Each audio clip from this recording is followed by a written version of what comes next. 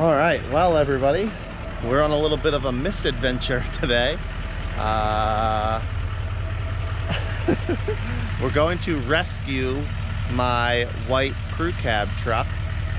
It suffered a catastrophic transmission failure last night while I was picking up that truck. So I've got my two oldest kids loaded up in the truck with me. We're gonna go get this thing and bring it back home so I can hopefully get it fixed. All right, well, I'm about halfway there. Got my two older kids with me in the back. And so here's what happened. I went to buy the truck that I showed you. It was about an hour and 15 minutes from home. And went, truck was what I expected, made a deal, got it loaded on the trailer, and then started coming back. And about 10-15 minutes into the drive back, I noticed my transmission temperature was going up, which a tiny bit more because I had a load on the trailer was expected, but not this much. It was going up too much. And then about a minute or two after I noticed the transmission temperature rising, my engine RPM was not corresponding to my vehicle speed the way it should. So I knew I had a problem. Either something had failed or fluid was low and leaking or something like that. So I pulled over, and as I pulled over, the truck self-selected neutral, which to me indicated not a fluid problem, no fluid. So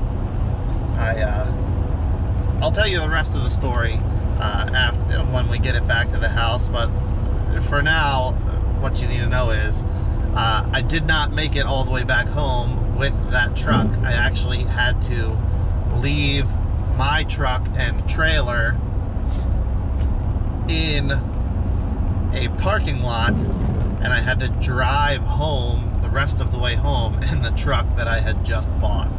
So I'll tell you the full story at the end of the video, because it was an adventure. I was quite tense for a lot of this.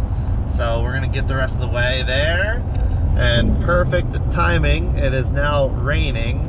We're like 5 minutes from the truck, and it's raining now, so that's great. That only can get better from here.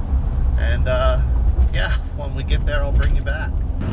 All right, well, here it is, still where I left it. And look,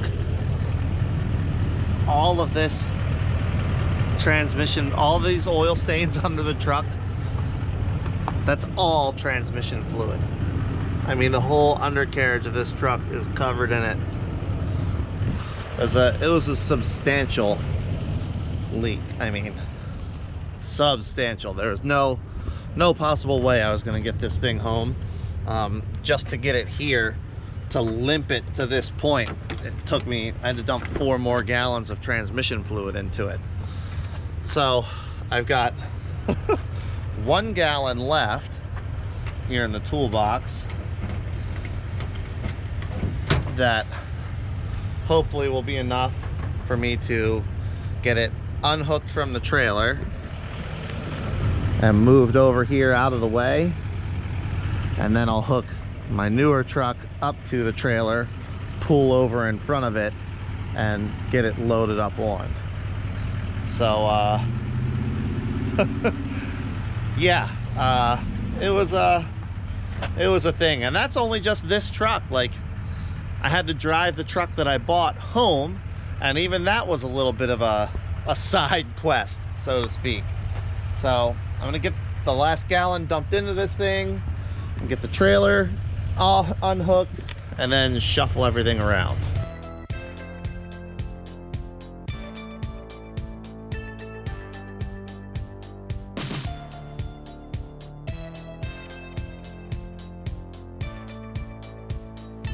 Oh, as that's going in, I can smell how smoked the transmission is. Definitely gonna have to build a 4L80 for this thing. Woof. Smells like straight oil fire. dipstick. Yeah, all right. Hopefully that'll give us enough to get this thing moved and then loaded.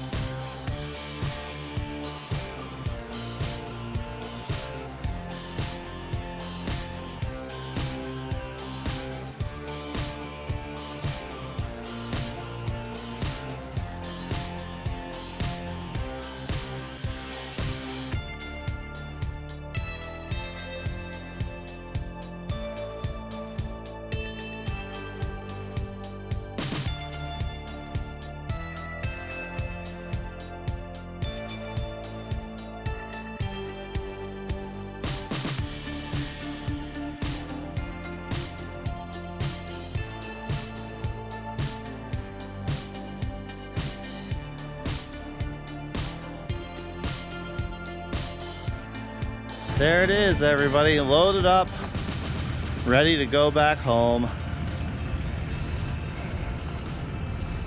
It's I mean, it's a bummer, frustrating.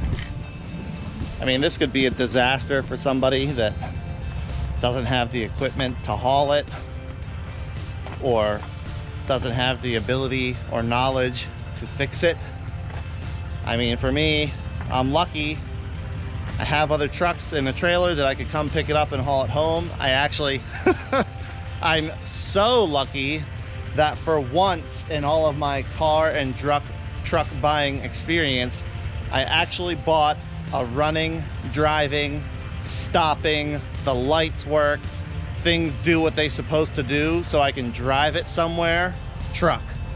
So I was able to get that off of the trailer and take that the rest of the way home. Because of course, like any time something goes wrong, it's like 11 o'clock at night when all this happened. So I, Uber wasn't really an option where I was. It probably would have cost more in Uber than it did for me to go home, drive back, go home, and drive back again with the truck and the trailer and the other truck. So it's, I'm lucky. Stuff happens, it's not that big a deal. We'll get it taken care of. Let's get this thing back to the house.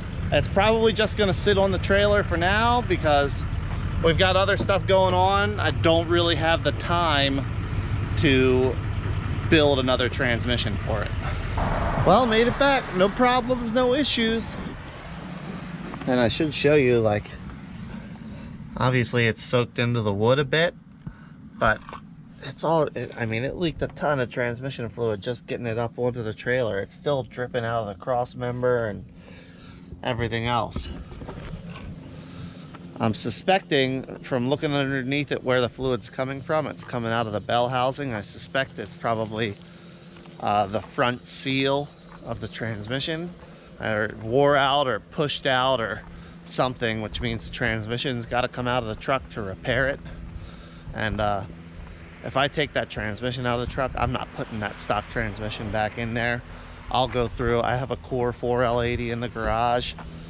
I'll go through that, probably put a mild shift kit in it, a little bit better torque converter for towing, and just some better parts in general to make sure I don't ever have to worry about it again. But like I said, that's gonna have to come down the road because we've got some other irons in the fire and I'm not really gonna have time to do it for a while. So that truck is down until we get through these couple things that we have going on, and then I'll probably be able to get to it in a couple months. So everybody, there's the tow rig on the trailer being towed. It'll stay there until I can make time to put a transmission together for it. It's not going to hurt it.